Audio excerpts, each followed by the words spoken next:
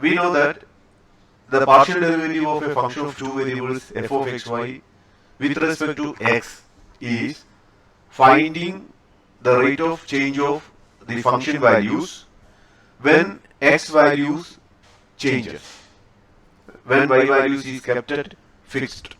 In other words, the partial derivatives of a function of two variables f of xy with respect to x is finding the derivative of f in the direction of x-axis. Now you note that along x-axis means there are also two directions. One is positive direction of x-axis and another one is negative direction of x-axis. Similarly for y-axis, one direction is upward and one direction is downward. Okay? Now how can we distinguish the derivative along the positive direction and also along the negative direction and so on? That's one of the problems. Another problem is that one may be given with a line other than the x-axis and the y-axis, and he or she may be asked to find the rate of change of the function along that line. In the figure, you can see a line on which an arrow is shown there, and an arrow is shown there. That means we have oriented this line in this direction. That is the meaning. Okay. A line means a line simply saying it is a set of points, no direction is there. But when we give an orientation to it, means it is not simply a line, but a line together with a direction. That means if we consider this line has two directions. One is this one and another one is downward. So when we have to specify the direction, there are two directions for this one. Here you can see a shaded region. This is the domain in the xy plane. You can see this is a region plotted in the plane and you can see an x-axis here, y-axis here. So this is a region in the xy plane. And this is a region on which a function of two variables is defined. A function of two variables is defined. Okay. So that the graph of the function of two variables, you know that it is a surface in a space. And on this region we have drawn a line like this and we have given an orientation like this. And we are interested to know the rate of change of the function f that is defined on this region and such that its rate of change along this line when we move in this direction. And such derivatives are called directional derivatives. Directional derivatives. Directional derivative means derivative in some certain direction. Consider a function f of xy that is defined throughout a region R in the xy plane. Suppose u is equal to u1i plus u2j is a unit vector. Unit vector, that is very important. This is a vector having magnitude 1. Okay, so zero vector will not be considered. Any unit vector may be considered. Familiar unit vectors for us is along x-axis, I is a unit vector, j is a unit vector, negative I is also a unit vector because if you take the modulus, it gives the value 1. Similarly, negative j is also a unit vector. We consider a point P naught, x naught, y naught in this plane, in this region. Okay. Then we know that the parametric representation of the line through the point x naught, y naught in the direction of the vector u is x is equal to x naught plus s u1, y is equal to y naught plus s u2. Okay, where negative infinity less than s less than infinity. If you have any doubt, you refer my video on parameterization of lines in space. That is the parameterization of lines in space. But we are considering a line in a plane, so that we do not consider the set coordinate and we only consider x and y coordinates. So we get x is equal to x naught plus su1, y is equal to y naught plus su2. Now we are interested, as mentioned in the beginning, we are interested to know the derivative of the function f at the point p naught x naught y naught in the direction of the unit vector u is equal to u1i plus u2j. Okay. See, once again look at this figure. We have considered this figure p naught, and f is a function that is defined on this region, shaded region, and we are interested to know the derivative of f in the direction u1i plus u2j at the point p naught x naught y naught. And that is nothing but, you study this formula by heart, the partial derivative of f with respect to s at the point p naught along the direction vector u is, remember this vector u must be a unit vector, that is equal to limit s approaches 0 f of x naught plus s u1 x naught plus s u1, where u1 is obtained from the vector u, okay, comma y naught plus su2 u2 is also from vector u, minus f of x naught y naught. Ordered where x naught y naught is the point p naught that we are considering by s. We consider the limit of this quotient. What is the quotient? F of x naught plus su1 y naught plus su2 minus f of x naught y naught by s, and we consider the limit of this quotient as s approaches 0. If the limit approaches, that is very important, if this limit exists, we say that value is the derivative of f at the point p naught x naught y naught in the direction of the unit vector u, okay, and that is called the directional derivative of f at p naught x naught y naught in the direction of the unit vector u is equal to u1i plus u2j. Okay. And there is another method to denote this one.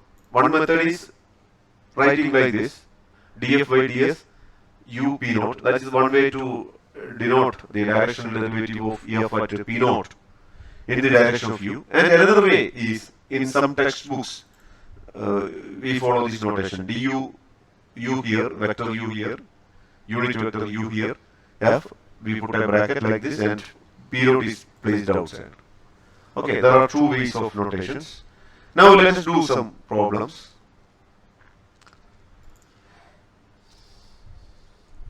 We are asked to find the derivative of f of xy is equal to x square plus xy at the point p naught 1 2 in the direction of the unit vector u is equal to 1 by root 2i plus 1 upon root 2j. Whether u a unit vector. If you have any doubt, what do? You find absolute value of u. What is absolute value of u? It is square root of x square plus y square. What is x square here? That is 1 by root 2 whole square plus y square is 1 by root 2 whole square. That means square root of 1 by 2 plus 1 by 2, which is equal to square root of 1, which is equal to 1. So this is a unit vector, no doubt. Now we use this formula. Okay. So what is f of xy here? F of xy is x square plus xy. So what will be then? What is the x naught here? Here x naught is 1, y naught is 2. So what we do is we use this formula, and in this formula we know that x naught is 1. What is our? So we get 1 f of 1 plus s times 1 by root 2. Why this 1 by root 2? Because 1 by root 2 from, because our s is, sorry, our u1 is 1 by root 2 and u2 is 1 by root 2. So we substitute those values here and we get like this. Now what about the formula of, what is the function formula for the function f of xy is equal to x square plus xy. So here x is 1 plus s by root 2. So x square means 1 plus s by root 2 whole square plus xy. X is 1 plus s by root 2. What is y? Y is 2 plus s by root 2. We substitute like this. Minus. What is f of 1 2? F of 1 2 is x square plus xy. What is x? X is 1. So 1 square plus 1 times 2. All divided by s. So in the next step, what we get is, we know that 1 square plus 1 plus 2. 1 square plus 1 into 2 gives 3. And we simplify this product. And we get 2 plus 3s by root 2 plus s square by 2. And we also find 1 plus s by root 2 whole square, and we get this one. Okay. So on simplification we get like this. When we put s approaches 0, we get 5 by root 2. Therefore, the rate of change of the function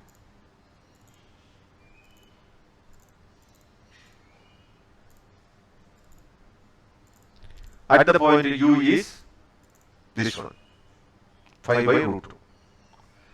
Now let us see that partial derivatives with respect to x and y are special cases of directional derivatives. Okay. So in order to know that, we already know that the partial derivative of a function f with respect to x is this one. Okay. So now what is the directional derivative of f at p naught x naught y naught in the direction of the unit vector u?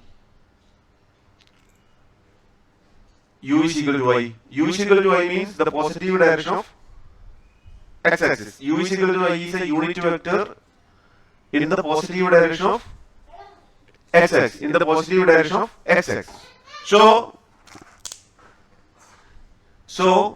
df by ds at if we use this formula, df by ds evaluated at p naught in the direction of the unit vector u, and if we follow this formula, here our vector u is I. Okay, so that u1 is 1, u2 is 0.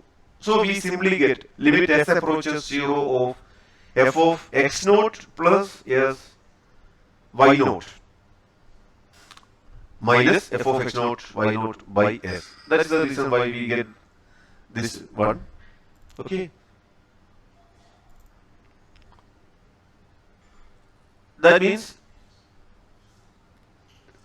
now look, if we look at here, you can see that limit s approaches 0, f of x naught plus s comma y naught minus f of x naught y naught by s, which we can write as, which is nothing but, here in our previous class we have studied this formula.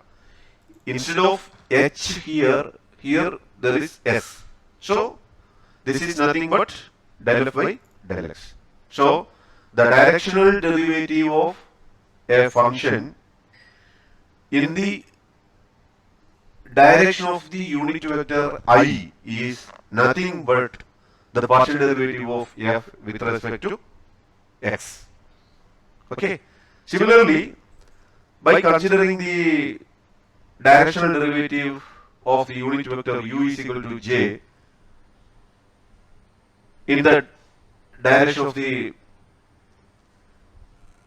positive direction of y-axis, then the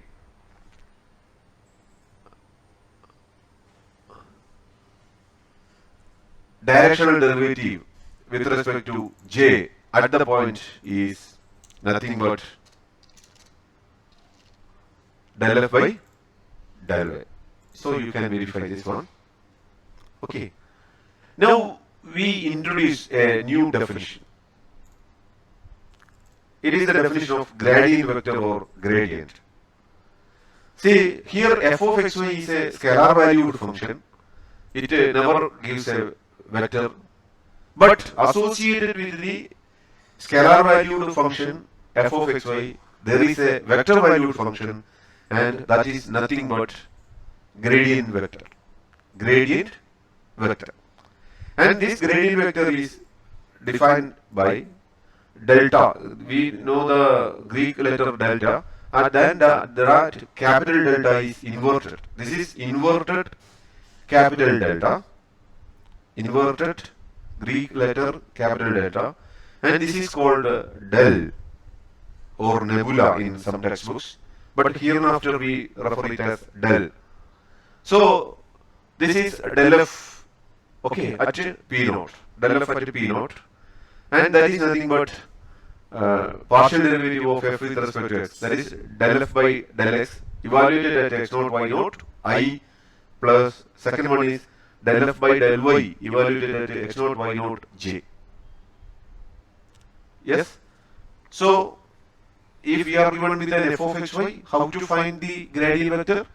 Gradient vector is nothing but find the partial derivative of f with respect to x. Okay, then we get a scalar here I, plus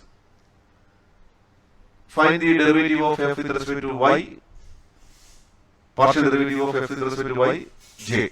So then we get a vector, and that vector is called the gradient of the scalar valued function f of xy at the point p naught x naught y naught. This is a vector. So even though f of xy is a scalar valued function, we have a vector valued function like this. Now we have a theorem which associates the gradient vector and the directional derivatives. This theorem says that if the partial derivatives are defined, partial derivatives means, when we simply say that partial derivatives, it means that del f by del x and del f by del y. Directional derivative means we are given with a unit vector, and we are asked to find the derivative along that direction. That is the difference. So partial derivative is a special case of directional derivative, as we have observed just now.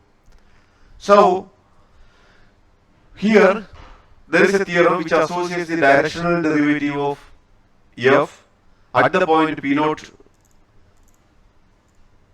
along the direction of the unit vector u, and it is defined as the gradient of f evaluated at p naught, that will be a vector, and that vector is taken, we find the dot product of that vector with the unit vector u. Okay, so this theorem will be helpful for us to find the directional derivative of a function f at a given point p naught along a direction of the unit vector u. And this formula simplifies the way of finding the directional derivative, and this formula simply says that you first find the gradient of f at p naught, okay, then you will get a vector, then you take the dot product of that vector with respect to the unit vector u, and that will be a scalar. Okay, you know that if we take the dot product of two vectors, we get a scalar, and that scalar is the directional derivative of f at the point p naught in the direction of the unit vector u. And here you can see the proof. In the proof, what we do is we consider the line x is equal to x naught plus su1 and y is equal to y naught plus su2, because this is a line that we have seen earlier that lie along the direction u is equal to u1i plus u2j and passing through the point ordered where x naught y naught. Now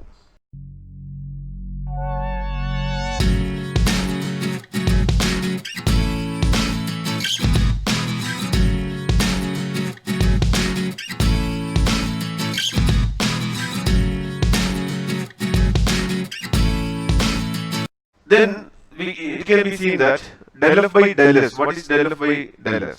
Evaluated at p naught in the direction of u. Applying chain rule, that is del f by del x times dx by ds. Why here we have dx by ds here? Dx by ds because x is equal to x naught plus su1. That means in x is equal to x naught plus su1, x is a function of x is a function of s here, y is a function of s here. So x is a function of a single variable s, y is also a function of a single variable, so that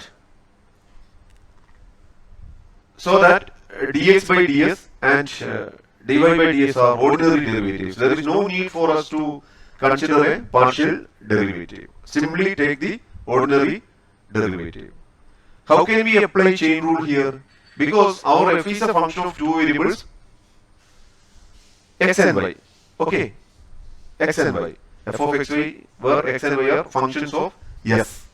That means even though f is immediately a function of two variables x and y, x and y both are functions of a single variable s, so that we can find the derivative of f with respect to s using the chain rule. And in order to, if you have any doubt, you please refer the chain rule section in the previous classes of in the context of functions of several variables. There you have seen that if a function is given in terms of two variables, and if those two variables are expressed in terms of another variable, then the function, the given function can be, the derivative of the given function can be evaluated using the final variable, and thus those values are related by this formula.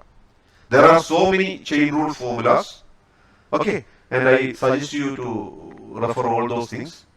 In some situations, x and y may be functions of two other variables, say r and s. In that case, chain rule is different. Here, chain rule is this simple one. Okay, now what about dx by ds?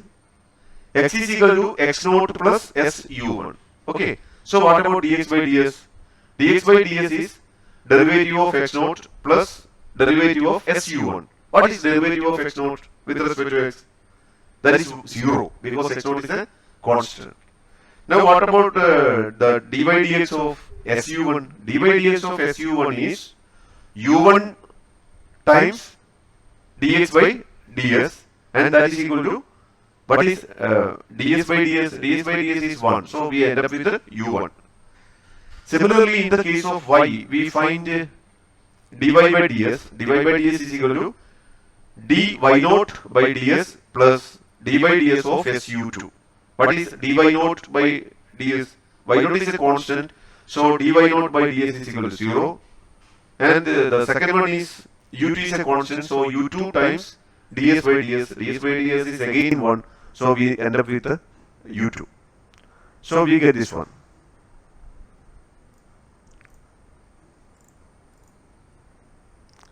So now look here. Here you can see that del f by del x evaluated at p naught will be a scalar. u1 is also a scalar. Del f by del y evaluated at p naught is a scalar. u2 is a scalar. So this sum of products can be considered as the dot product of these two vectors. Why? Look at this dot product. What we get? I dot I is 1. So del f by del x evaluated at p naught times u1. That is the thing here. Del f by del y at p naught u2. That is the thing here. So from here, if we go back, we get this equation. So this is nothing but del f by del f evaluated at p naught times u. So we get the result. Okay. Now this formula says us that the derivative of a function f in the direction of the unit vector u can be evaluated using finding the dot product of u with the gradient of f at the point. Now we consider an example. Find the derivative of f of xy is equal to x e raised to y plus cos xy at the point ordered where 2, 0 in the direction of the vector a is equal to 3i minus 4j. So here look at the vector, given vector a. the vector is not initially a unit vector, because if you take the modulus, it is nothing but a square root of 3 square plus negative 4 all square, which is equal to square root of 3 square plus 4 square, which is square root of 25, which is equal to 5. So this is not a unit vector. So what we have to do is, we have to find the unit vector in the direction of A, and that is obtained by finding the absolute value of A and multiply A with 1 upon absolute value of A, which gives the vector on, we get the vector 3 by 5i minus 4 by 5j. Now u is already known. Okay, u is the unit vector. Here, in order to obtain the directional derivative, okay, what we use this formula. In this formula, what are the quantities we need? We need a unit vector, and we have obtained so far, and we also have to find del f. Now what about del f? Del f is obtained by finding the partial derivatives of f with respect to x and with respect to y at the point ordered where 2, 0. And I leave it as an exercise for you. Here is an explanation. So the gradient of f at ordered where 2, 0 is like this. So del f by del xi plus del f by del yj. So it can be defined as I plus 2j.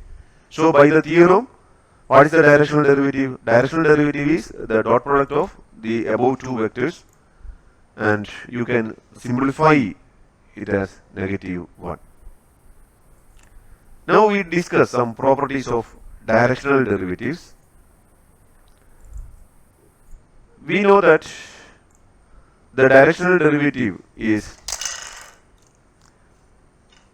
nothing but del f by del f dot u. Okay. What about del f dot u? By the definition of the dot product, that is nothing but absolute value of del f times absolute value of u times cos theta. And what about absolute value of u? Absolute value of u is 1 because u is a unit vector. So this simplifies to absolute value of del f times cos theta. Okay. Now when theta is equal to 0, what happens? When theta is equal to 0, cos theta is equal to 1, and hence the derivative in the direction is duf is equal to absolute value of del f.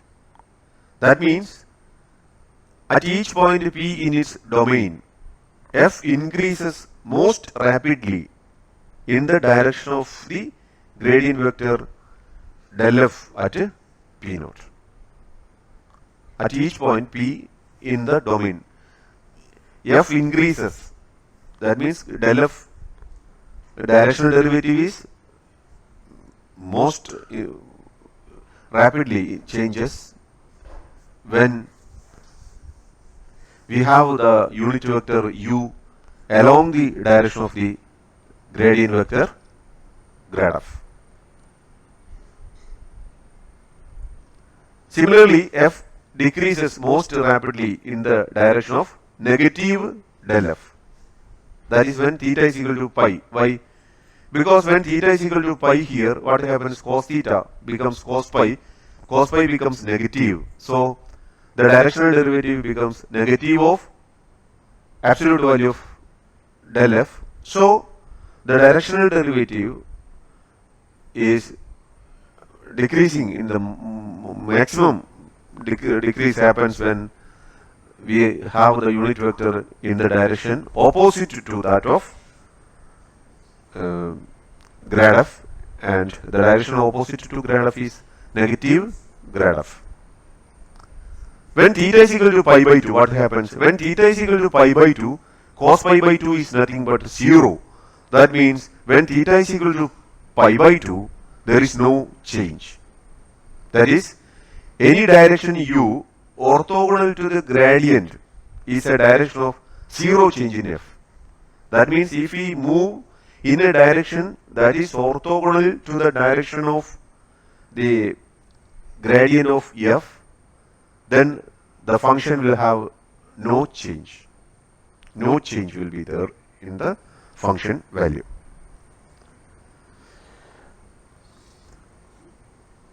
Now we consider the above properties holds for 3 dimensions also, and we will discuss the 3-dimensional case in the next session. Now we consider some more problems. Consider the function f of xy is equal to x square by 2 plus y square by 2. We find the directions at which f increases most rapidly at the point ordered where 1, 1, and f decreases most rapidly at the point ordered where 1, 1. Another question is, what are the directions of zero change in f at ordered where 1, 1? Those you have already familiar with these properties,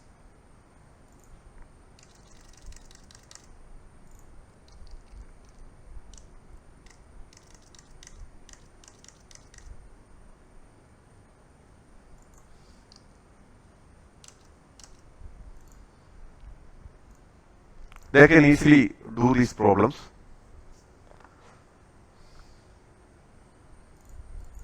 Okay. So in order to get the maximum value, find the direction that is parallel to the direction of the grad f. To find the minimum value, find the direction of negative grad f. For no change, find the direction orthogonal to grad f.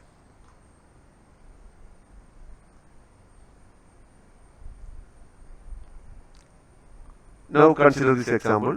So you can follow those concepts very easily. Find the grad f, that is I plus j. So a vector, a unit vector parallel to this grad f is obtained by I plus j by absolute value of I plus j.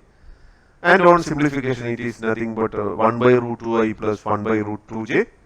So this is the direction. This is the direction on which f, the function increases most rapidly.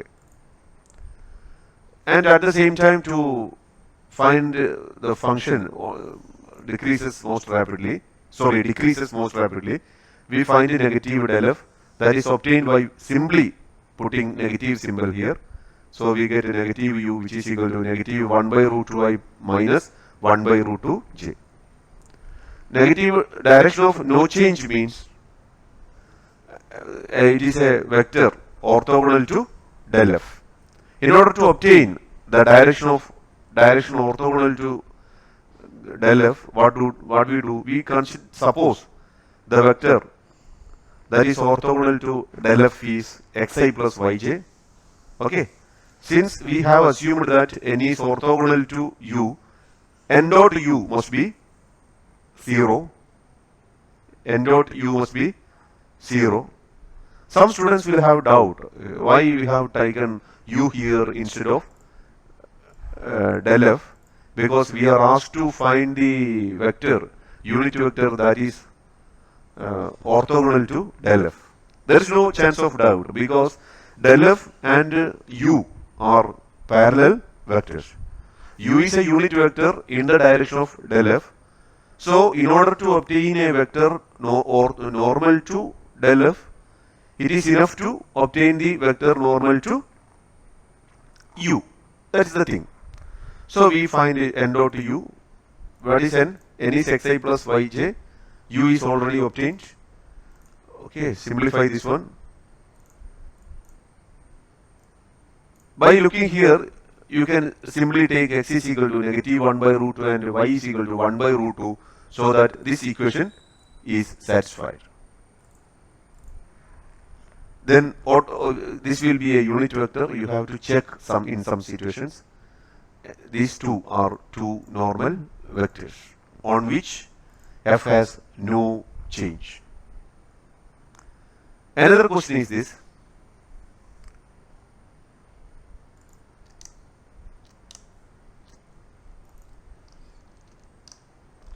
Each year in Los Angeles, there is a bicycle race up to the top of a hill by a road known to be the steepest in the city. To understand why a bicyclist move with a modicum of sanity will zigzag up the road, let us suppose the graph of f of xy is equal to 4 minus 2 by 3 root of x square plus y square, where 0 less than or equal to z less than or equal to 4 is a mathematical model of the hill. The gradient of f is, we find the gradient of fn like that. So, before going to the details, let us consider this problem. This is you can see a figure here, cone-shaped figure. This cone-shaped figure indicates the hill on which a bicyclist moves. The aim of the bicyclist is to reach the hill in a faster way, overtaking others. So he starts his journey from here, and we, from our practice, we know that if the hill is very steepest, a man cannot ride in the direction of this line. He cannot ride by pushing his pedals. What he do is he usually uses this zigzag type movement. Why he uses this zigzag type movement? There is a mathematical theory behind it, and we say that theory here. Here, this f is the function that represents the surface of this cone. Okay, this f of xy gives a surface, and that surface is a cone here. I suggest you to see my videos on cylinders, surfaces, quadratic surfaces, and so on to get this concept. This represents a cone, and on this cone we have to move. Our function of two variables gives the graph of a cone. Graph of this function is a cone. Now what we do is we find the gradient of that function. From this gradient of the functions, if we simplify like that, we find the partial derivative with respect to x, I, plus partial derivative of f with respect to y, j, and we get this one. And from this we bring outside 2 by 3 by square root of x square plus y square, and inside the bracket there will be negative xi plus negative yj. And you all know that if we take r is equal to negative xi plus minus negative yj, then this grad f can be written as 2 by 3 by square root of x square plus y square r. And this is a vector pointing to the center of the circular base. Means this negative symbol denotes that we are going in the opposite direction. Thus, the steepest ascent up the hill is a straight road whose projection on the xy plane is a radius of the circular base. See, this grad f, you can see in the figure you can see the grad f. Grad f is pointed towards the center of this circle. This circle, which is the boundary of the portion or base of this cone. So the directional derivative, since the directional derivative is nothing but del f dot u, and it is the component of del f along the direction of u. So a bicyclist must zigzag or seek a direction u other than del f in order to reduce this component. He have to use a zigzag motion. Otherwise, what will be the problem? Otherwise, the problem will be that he has to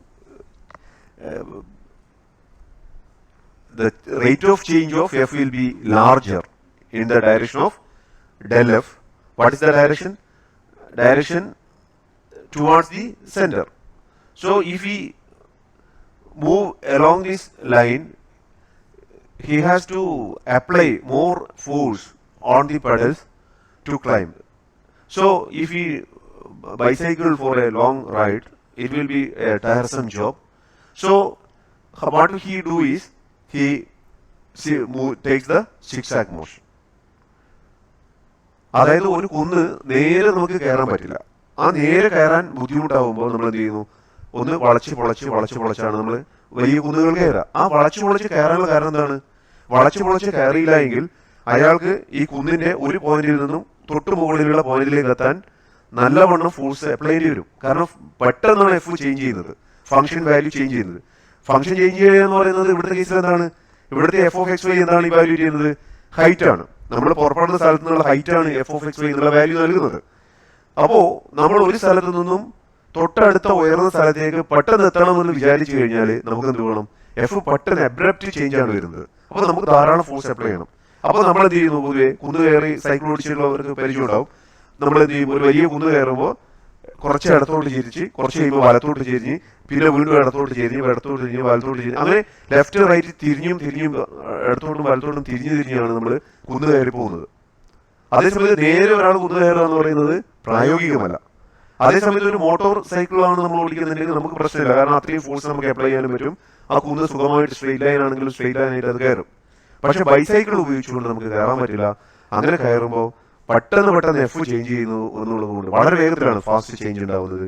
ആ fast change നമുക്ക് real ലൈഫിൽ ബുദ്ധിമുട്ടുണ്ടാക്കുന്നത് കൊണ്ട് നമ്മൾ എഫിന്റെ ആ fast change കുറക്കുന്നതിന് വേണ്ടി change നമ്മൾ U മാറ്റുന്നു എന്ന് പറഞ്ഞാൽ ഈ പറഞ്ഞ ഡയറക്ഷൻ ഉണ്ട്. ഇവിടെ സെൻട്രലിലേക്ക് പോകുന്ന ഈ ഡയറക്ഷൻ വരെ നമ്മൾ ഇങ്ങനെ യു ലെഫ്റ്റിലേക്ക് പോയിട്ടുണ്ടോ, കുറച്ച് നേരം ലെഫ്റ്റിലേക്ക് വരും, കുറച്ച് ലെഫ്റ്റിലേക്ക് പോയി കഴിഞ്ഞാൽ പിന്നെ കുറച്ച് കഴിയുമ്പോൾ വലത്തോട്ടേക്ക് ചേഞ്ച് ചെയ്യും. ഇങ്ങനെ മുന്നോട്ട് പോകും. അപ്പൊ ചിലർക്ക് ഒരു സംശയം ഉണ്ടാവും, ഇതും ഇടത്തോട്ട് തന്നെ സ്ഥിരമായി പിടിച്ചുകൂടെ? ഇടത്തോട്ട് തന്നെ സ്ഥിരമായി പിടിച്ചിട്ട് കാര്യമില്ല. ഉദാഹരണത്തിന് നിങ്ങളൊരു 5 മീറ്റർ ഉയരത്തിലെത്തിയിട്ട് സ്ഥിരമായി ഇടത്തോട്ട് പിടിച്ചു കഴിഞ്ഞാൽ എന്ത് സംഭവിക്കും? നിങ്ങൾ ആ കുന്നിന്റെ 5 മീറ്റർ ഹൈറ്റ് മാത്രമേ മൂവ് ചെയ്യുന്നുള്ളൂ. നിങ്ങൾക്ക് മേലോട്ടേക്കല്ലേ പോകേണ്ടത്. അപ്പൊ നിങ്ങൾ എന്ത് ചെയ്യും? 5 മീറ്റർ കുറച്ച് മുന്നോട്ട് പോയാൽ, കുറച്ച് ലെഫ്റ്റ് പോയാൽ ഉടനെ തന്നെ നിങ്ങൾ സ്റ്റിയർ ഹാൻഡിൽ വലത്തോട്ട് തിരിച്ചിട്ട് ഡയറക്ഷൻ മാറ്റും. I think you got the idea. ഇനി അടുത്തത് ഒരു ചോദ്യം കൂടിയാണ്. Find the gradient of the function f of x y is equal to y minus x at the point ordered by 2, 1. Then sketch the gradient together with the level curve that passes through the point. ഒന്നാമത്തെ ചോദ്യം gradient കണ്ടുപിടിക്കുക എന്നുള്ളതാണ്. Gradient കണ്ടുപിടിക്കാൻ വലിയ വിഷമമൊന്നുമില്ല. അത് വെച്ചാൽ gradient F എന്ന് പറയുന്നതാണ് del F by del X I plus del F by del Y J എന്നുള്ളതാണ്. അത് കണ്ടുപിടിച്ചതിന് ശേഷം എക്സിന് പകരം 2 എന്നും വൈക്ക് പകരം 1 എന്നും കൊടുത്തു കഴിഞ്ഞാൽ ആൻസർ കിട്ടും. അപ്പൊ ഇത് കണ്ടുപിടിക്കണം. പിന്നെ അതിന്റെ കൂടെ മറ്റൊരു ചോദ്യം കൂടി ഉണ്ട്. ഗ്രേഡിയന്റ് വെക്ടർ വരക്കാൻ പറയുന്നുണ്ട്, കൂടാതെ ലെവൽ കർവ് വരക്കാനും പറയുന്നുണ്ട്. അപ്പൊ ഈ ലെവൽ കർവ് വരക്കുന്നതിനെ കുറിച്ച് സംശയമുള്ളവർ എന്ത് ചെയ്യണമെന്ന് വെച്ചാൽ, ലെവൽ കർവിനെ ബേസ് ചെയ്തിട്ട് ഞാനൊരു വീഡിയോ ചെയ്തിട്ടുണ്ടായിരുന്നു. ഈ വീഡിയോ നിങ്ങൾ കാണണം. ഓക്കെ. പിന്നെ അവിടെ നിങ്ങൾക്ക് കാണാൻ പറ്റും ലെവൽ കർവ് എന്ന് പറയുന്നത് നമ്മുടെ എക്സ് വൈ പ്ലെയിനിലുള്ള ഒരു കർവാണ്. ഇതുപോലെ ഈ ചിത്രത്തിൽ കാണുന്ന പോലെയുള്ള ഒരു കർവാണ്. ഈ കർവിന്റെ പ്രത്യേകത, ഈ കർവിലുള്ള ഏതൊരു പോയിന്റ് എടുത്താലും അതിന്റെ ഫംഗ്ഷൻ വാല്യൂ എന്ന് പറയുന്നത് കോൺസ്റ്റന്റ് ആയിരിക്കും. Okay, so I leave it as an exercise to you. So you refer these videos. Now what about del f? You simply evaluate them. Then what we do, we find the level curve, and we are asked to plot the level curve and also the gradient. And now look at this figure.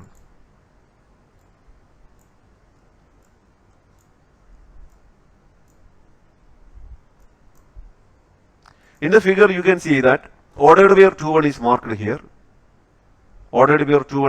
here. And at ordered where 2, 1, what we do? We draw the gradient f vector. How to draw?